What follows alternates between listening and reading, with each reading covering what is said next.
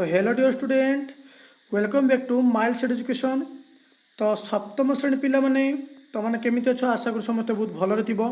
तो पिला माने तमनकर पोषण विषय रे आमे पूर्व क्लास आलोक संश्लेषण विषय रे डिस्कशन करिथिले एवं उद्भिदर पोषण उपर आमे डिस्कशन करथिले। उद्भिद खाद्य को प्रक्रिया द्वारा करिथाय, आलोक संश्लेषण प्रक्रिया द्वारा करिथाय, स्तम काहाको कुहा जाय, ए सब विषय आमे पूरा ब्रीफली डिस्कशन करि दिथिले। तो आजिर क्लास रे आमे कोन पढिया आउ गुटे परीक्षा पढिबा केमिति आलोक संश्लेषण पद्धति द्वारा उद्भिद खाद्य प्रस्तुत करिथाय। ठीक अच्छे, पूर्व क्लास गोटे पद्धति पढ़ी आज आउ गोटे परीक्षा आम भल भाव में बुझा। ठीक अच्छे, तो क्लास टी आरंभ करने पूर्व कही रखुच्छे जो मैंने आम चैनल नूतन भाव जोड़ी तो आम चैनल को सब्सक्राइब कर दिंतु, लाइक करूँ और शेयर करूँ। जहाँ भी किसी डाउट अच्छी ना डिस्क्रिप्शन बॉक्स में टेलीग्राम चैनल लिंक रही, टेलीग्राम चैनल को जाए सब किसी डाउट क्लियर हो पार। ठीक अच्छे, आउ लेट करवानी यथाशीघ्र क्लास टी आरंभ करना। ठीक है पिला देख समस्ते रेडी। देख तुम कम 5.4 5.4 देख कौन कही मन भल भाव शुण। हाँ मुझे जहाँ पढ़ी बहुत भल भाव शुण। दुईटी फूलकुंड बा सेई भली पात्र रे प्राय समान संख्यक पत्र थिबा गोटे उद्भिद नियो। दुईटी फूलकुंड नेब बा सेई समान पात्र नहीं जीवो। ठीक अच्छे, एवं कौन कर समान पत्र थिबा दुईटी गछ से रख। ठीक अच्छे, गोटे कुंड को अति कम 72 घंटा सूर्य किरण पड़ुवा स्थान रख है। गोटे माने यही कुंडा कौन कर 72 घंटा सूर्य किरण जो पड़े से स्थान रखिब। अन्य कुंड को सेतिक समय सूर्य किरण आदि पड़न अंधार स्थान रखिद। या पूरा 72 घंटा प्रथम कुंडी को 72 घंटा ठीक अच्छे सूर्य किरण पड़ुवा स्थान रखिदेव। आ गोटे को अंधार घरे रखिदेव, अंधार जो सूर्य किरण पड़ूना रखिदेव। ठीक अच्छे, 72 घंटा पर उभय गछर 5टी पत्र 5टी करी पत्र छिंडाई नहीं पृथक भाव स्पिरिट रे बुड़ाई रख है। 72 घंटा पर कौन कर या देहु 5टा पत्र छिंडाई नब, या देहु 5टा पत्र छिंडाई नब। जोटा आलोक सूर्यालोक 5टा पत्र छिंडाई नब, आ जोटा कौन अंधार 5टा पत्र से छिंडाई नब एवं कौन कर पृथक पृथक भाव नहीं स्पिरिट रे बुड़ाई रखिदेव। ठीक अच्छे, जेपरिक पत्रर सबुज रंग बाहरी जाई पत्र गुड़िक फिका देखा। ठीक अच्छे, सूर्य किरण पाइथिबा एवं सूर्य किरण आदि पाई नथिबा पत्र को पृथक भाव आयोडीन रे बुड़ाओ। ठीक अच्छे, जहाँ देखिल लक्ष्य करी लेख है। थरे स्पिरिट रे बुड़ेब, थरे कौन कर से पत्र को सूर्य किरण पाई पत्र सूर्य किरण पाई नथिबा पत्र को कौन बुड़े रख आयोडीन द्रवण में बुड़े रख जहाँ देख खातार लिखि रख। कौन जो कुंड सूर्य किरण पड़ नाला ताकू 3 ରୁ 4 दिन सूर्य किरण पड़ुवा स्थान रख। यही आम द्वितीय सूर्य किरण पड़ नाला या आम कौन करवा 3 ରୁ 4 दिन सूर्य किरण में रखिदेवा। पूर्वपरी ताहार पत्र को स्पिरिट रे भल भाव में बुड़ाई रख, पर आयोडीन द्रवण में पकाओ कौन है लिखि रख। जोटा सूर्य किरण पड़ नाला जो कुंड सेटा को 3 ରୁ 4 दिन सूर्य किरण पड़ुवा स्थान रखा। तापर ताको कौन कर पत्र को छिंडे आण स्पिरिट रे बुड़ेब, तापर स्पिरिट रे बुड़े सारा आयोडीन रे बुड़ेब कौन है ताको लेखिकी रख। आयोडीन द्रवण रे बुड़ीबारु सूर्य किरण पाई रंगर किसी परिवर्तन, सूर्य किरण पाई पत्र किसी रंग परिवर्तन है कि जो आयोडीन द्रवण रे बुड़ेल जो सूर्य किरण जो पत्रटा पाई तार जो रंग परिवर्तन है कि लिखि रख। सूर्य किरण पाई न जो सूर्य किरण पाई नहीं जो पत्रटी तार रंग परिवर्तन है कि लिखि रख। सूर्य किरण पाई नथिबा गछ को सूर्य किरण रखी तार पत्र को पूर्वपरी परीक्षा करने को कौन है। तापर आम कौन करते सूर्य किरण जोड़ा पाई नथिला से गछ को 3 ରୁ 4 दिन सूर्य किरण रखा। सूर्य किरण रखी सारापर ताकू पुणी कौन करवा आमर आयोडीन द्रवण पकेबा स्पिरिट रे पकेबा। ठीक अच्छे, माने माने कौन है ताकू लेखिकी रखिब। ठीक अच्छे, एबे देख आम डिस्कसन करवा। तुम्हें लाल और हलदिया किंबा धूसर पत्र गछ देखि कौ कौ गछ लाल हलदिया धूसर पत्र गछ देखि तुम मन में प्रश्न उंकी मारुथबो जे यही पत्र गुड़िक आलोक संश्लेषण हुए कि नहीं है, हुए कि नहीं। प्रकृत में यही अनेक अन्य रंगर पत्र सबुज कणा सहित अन्य रंगर कणिका थिबारु सही पत्र अन्य रंगर देखा जाए। ठीक अच्छे, देख ये जो लाल हलदिया धूसर ना कि पिला माने विभिन्न प्रकार रंग अच्छी। ये कौन अच्छे सबुज कणा सहित अन्य रंगर कणा अच्छी। ये कौन पत्र गुड़िक कौन सबुज कणा सहित अन्य कौन अच्छी अन्य रंगर कणिका थिबारु सेटा अन्य रंगर देखा जाए। ये लाल देखा कि धूसर देखा कि हलदिया देखुची कहीं देखा ना सबुज कणा तो अन्य रंगर कणिका थाए। लाल रंगर कणिका थे लाल देखा हलदिया रंगर कणिका थे हलदिया देखा बुझिपाल। किंतु सबुज कणा थिबारु पत्र गुड़िक आलोक शोषण कर श्वेतसार खाद्य प्रस्तुत करिथांती बुझिपाल। सबुज कणा पत्र अच्छी बोली से आलोक शोषण प्रक्रिया खाद्य प्रस्तुत करिथांती बुझिपाल। देख एवं सूर्यालोक फूल कुंड को देख लक्ष्य कर एवं अंधार रखाई फूल को देख लक्ष्य कर लक्ष्य कर आलोक श्लेषण में आलोकर आवश्यकता देखाई दुईटी थिबा गछ कुंड है तेणु आलोकर आवश्यकता अच्छी ना ना गोटे गछपाई ये जापर अंधार घर गोटे गछटा को रखीच एवं आलुअर गोटे गछटा को रखीच कौटा भल भाव में पड़ी कौटा भल फूल फुटी देख यहीटा। तेणु आलुअरटा बहुत दरकारी गोटे गछपाई बा उद्भिद बुझिपाल।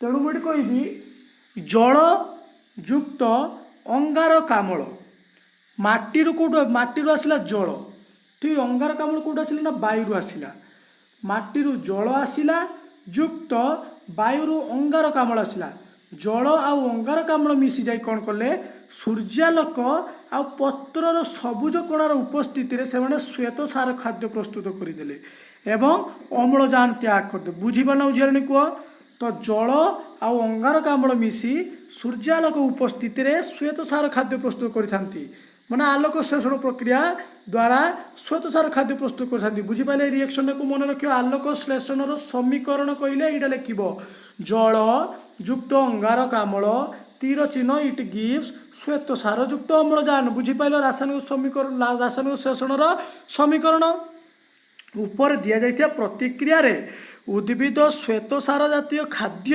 प्रस्तुत करिथाए।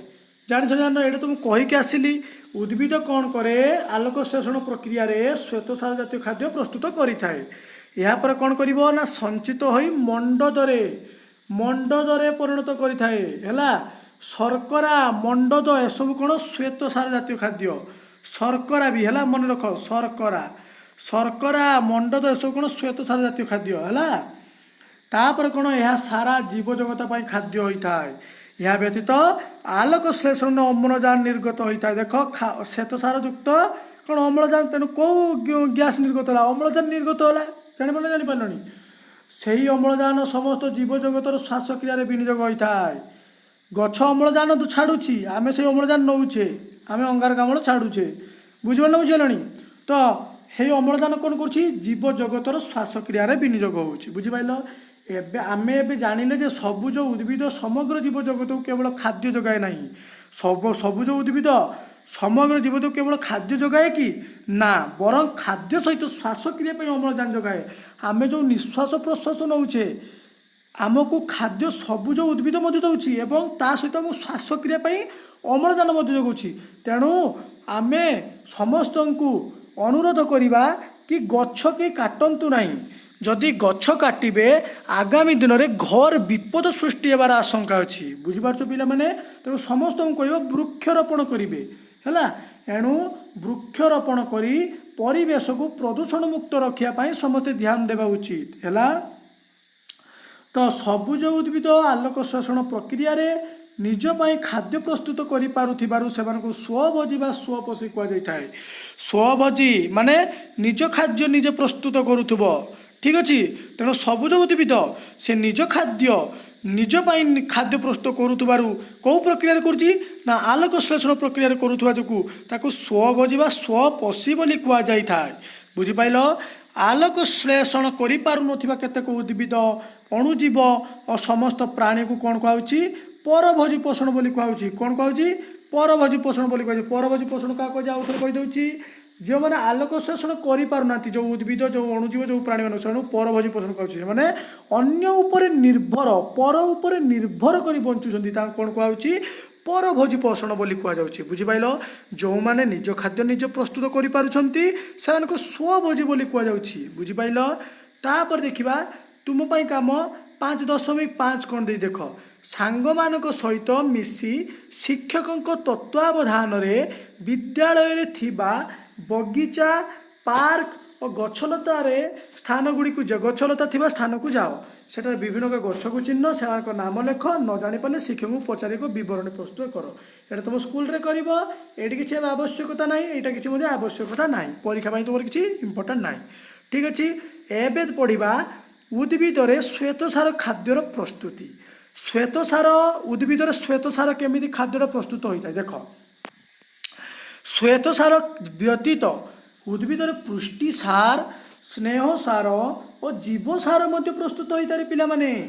ହେଲା, କେବଳ ଶ୍ୱେତସାର ଖାଦ୍ୟ ପ୍ରସ୍ତୁତ ହୋଇନଥାଏ, ବରଂ ପୁଷ୍ଟିସାର, ସ୍ନେହସାର, ଜୀବସାର ମଧ୍ୟ ପ୍ରସ୍ତୁତ ହୋଇଥାଏ।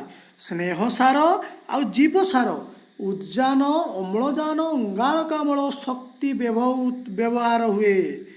ତେଣୁ ସ୍ନେହସାର ଆଉ ଜୀବସାରରେ କ'ଣ କ'ଣ ବ୍ୟବହାର ହୁଏ ନା ଉଦ୍ଜାନ, ଅମ୍ଳଜାନ, ଅଙ୍ଗାରକ ଶକ୍ତି ବ୍ୟବହାର ହୋଇଥାଏ। ମନେ ରହିଲା ତ। ଆଲୋକ ଶ୍ଳେଷଣରୁ ସୃଷ୍ଟି ଶ୍ୱେତସାର ଜାତୀୟ ପଦାର୍ଥର ବିପଚନ ପ୍ରକ୍ରିୟାରୁ ବିଭିନ୍ନ ପ୍ରକାର ସ୍ନେହସାର ଓ ଜୀବସାର ସୃଷ୍ଟି ହୋଇଥାଏ। ଆଲୋକ ଶ୍ଳେଷଣରୁ କୌଣସି ଯେଉଁ ଶ୍ୱେତସାର ଜାତୀୟ ଖାଦ୍ୟ ଯେଉଁ ପଦାର୍ଥ ସୃଷ୍ଟି ହେଉଛି, ତା'ର ବିପଚନ ପ୍ରକ୍ରିୟା ସବୁ ସୃଷ୍ଟି ହେଉଛି, ସେହି ଉପାୟରେ ସ୍ନେହସାର ଆଉ ଜୀବସାର ସୃଷ୍ଟି ହେଉଛି। ବୁଝିପାରିଲ? କିନ୍ତୁ ପୃଷ୍ଟିସାର ଯବକ୍ଷାରଜାନରେ ଥାଏ ପିଲାମାନେ। ପୃଷ୍ଟିସାରରେ ଯବକ୍ଷାରଜାନ କେଉଁଥିରେ ଥାଏ ନା ପୃଷ୍ଟିସାର ଖାଦ୍ୟରେ ଥାଏ। ବୁଝିପାରିଲ?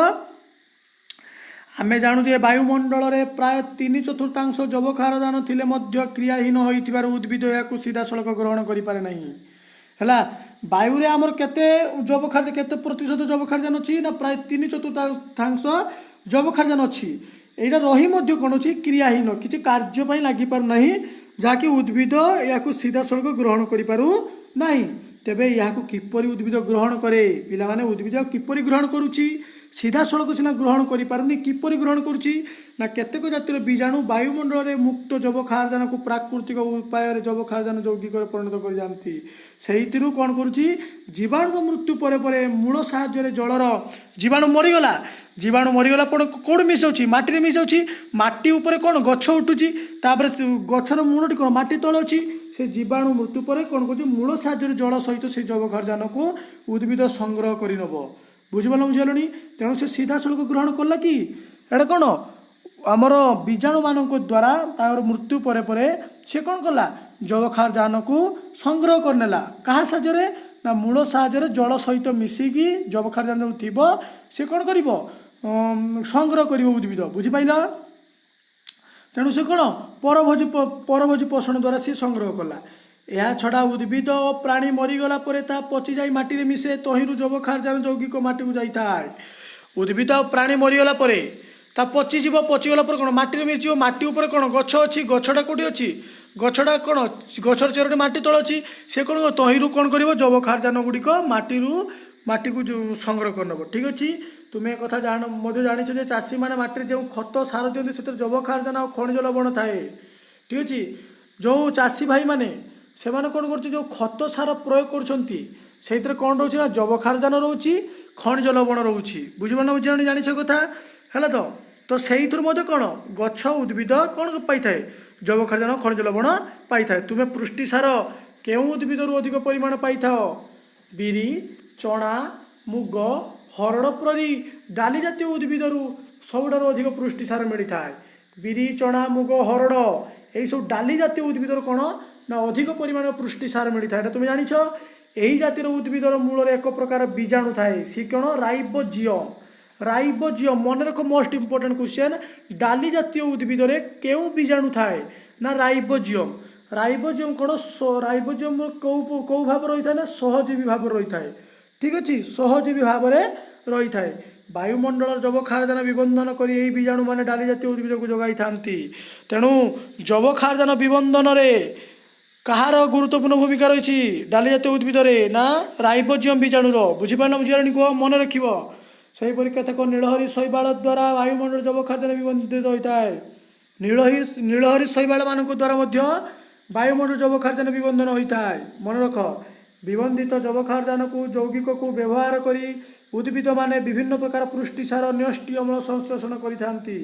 ସେ ଯେଉଁ ବିବନ୍ଧିତ ଯବକ୍ଷାରଜାନ ବିବନ୍ଧନ ହୋଇଗଲା, ସେହି ବିବନ୍ଧିତ ଯବକ୍ଷାରଜାନ କ'ଣ କରିବ, ସେହି ଯୌଗିକକୁ ବ୍ୟବହାର କରି ଉଦ୍ଭିଦମାନେ କ'ଣ କରିବେ, ବିଭିନ୍ନ ପ୍ରକାର ପୁଷ୍ଟିସାର, ନ୍ୟଷ୍ଟି ଅମ୍ଳ ସଂଶ୍ଳେଷଣ କରିଥାନ୍ତି। ବୁଝିପାରିଲ?